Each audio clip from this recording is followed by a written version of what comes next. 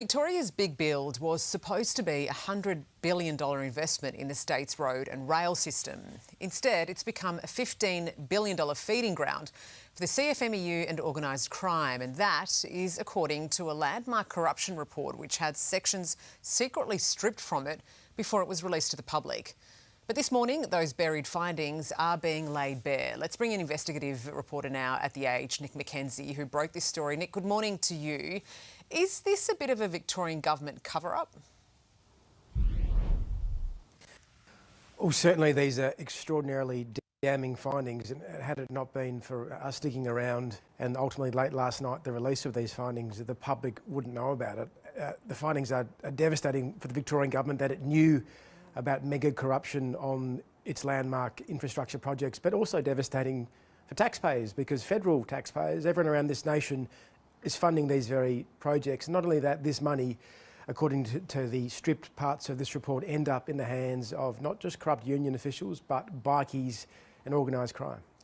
Nick, I reckon every Victorian will be furious with these findings of yours, right? I mean, their blood is boiling knowing just what the CFMEU have been up to in the past few years, and the cosy relationship that they've had with the Victorian government as well over that time. In the original unredacted 136-page report that you have seen, what kind of a picture does that paint about the relationship between the militant union and the Victorian government? Well, I mean, ultimately it paints a picture where we have a state government in Victoria that was willing to turn a blind eye to the grossest excesses of the CFMEU. But it must also be said, the CFMEU has copped a fairly big whack over the last 18 months. It's in administration.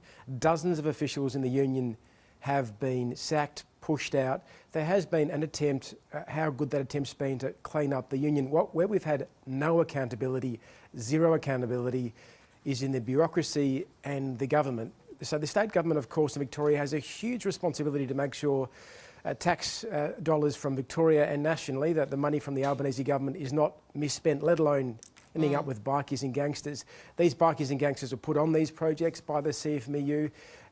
No government official, not a single politician, not a single bureaucrat, also not a single major government contractor has been held to account for what's one of the biggest scandals in recent Victorian history. But the problem, I guess, Nick, is for the Victorian public, the taxpayers. They're the ones who are now witnessing these cost blowouts, these delays in all the infrastructure projects. You know, the Victorian government has been in power now for 12 or so years. They have gone project after project. There's been cost blowout after cost blowout and delay after delay. And now we're seeing reports like this that suggest they were beholden, perhaps, to the CFMEU. The buried stuff from these reports, the deleted chapters now revealed by us, and we're going to learn a lot more about this from a Queensland Commission of Inquiry today, make it very clear that vast sums of money were entering not just the hands of corrupt companies, etc., but the hands of bikie gangs. Now think about that. In a cost of living crisis where people are struggling to pay their bills, there are, as we speak right now, companies controlled by bikie gang figures that have earned millions upon millions of dollars, taxpayer dollars, from the big build. These are bikie figures driving Lamborghinis, making an utter mozza. This government, according to this report in Victoria, not only had a duty to know about it, but did know about it and did nothing about it. The Premier, Jacinta Allen, insists she was unaware of the corruption. The report, though, suggests that the government did turn a blind eye, as you've mentioned. So do you believe her that she wasn't aware? Well, put simply, no. But I mean, for the public, we only need to know, I guess, two things. Not only as Premier, but as the Minister responsible for infrastructure at the time. If she didn't know, that's a massive problem in and of itself, because she had a duty to know. As the responsible minister, a duty to protect these projects funded by federal and state taxpayers from rorting by not just corrupt union officials, but by gangsters and bikies.